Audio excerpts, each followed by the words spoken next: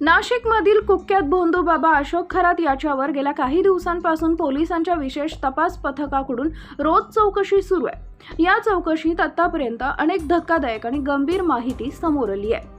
आता अशोक खरातवर कठोर कारवाई करण्याच्या दिशेने हालचाली वेगाने सुरू आहे। व्हिडिओ पुढे पाहण्यापूर्वी चॅनल सबस्क्राइब करून घ्या। अशाच डेली ताज्या अपडेट बघण्यासाठी व्हिडिओ लाईक करा।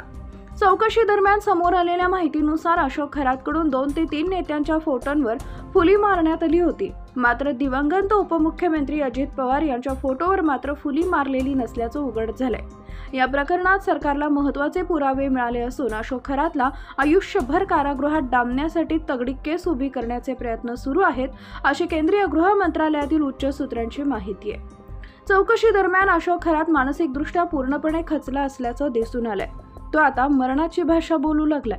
सूत्रांनी दिलेल्या माहितीनुसार खरातनं चौकशीत म्हटलंय की मी इथून बाहेर पडेन असं वाटत नाहीये, माझं मरण इथंच आहे। याच अशोक खरातनं स्वतःला दैवी अवतार म्हणून अनेक महिलांचं लैंगिक शोषण केल्याचंही समोर आलंय। सध्या त्याच्यावर एकूण 15 गुन्हे दाखल आहेत, त्यापैकी 3ऱ्या गुन्ह्यात त्याची चौकशी सध्या सुरू आहे। चौकशीत खरातनं फसवणुकीचा गुन्हा कबूल केल्याची माहिती मिळते।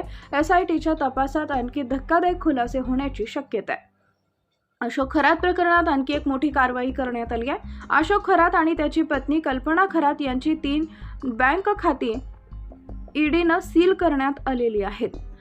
संशयास्पद अधिक व्यवहारांची सखोल चौकशी सुरू असून खरातनं बनावट सरकारी अधिकारी असल्याचं भासवून लोकांकडून कोट्यवधी रुपयांची फसवणूक केल्याचा आरोप आहे। ईडी आणि आयकर विभागाची भीती दाखवून त्यानं अनेकांना फसवल्याची शक्यता व्यक्त केली जाते।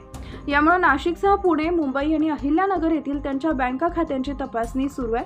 खरातच्या खात्यातील कोट्यवधी रुपयांचा संशयास्पद व्यवहाराची पडताळणी करण्यात येते आहे। या प्रकरणात अशोक खरातच्या मालमत्तेवरही लवकरच टाच बसण्याची शक्यता आहे।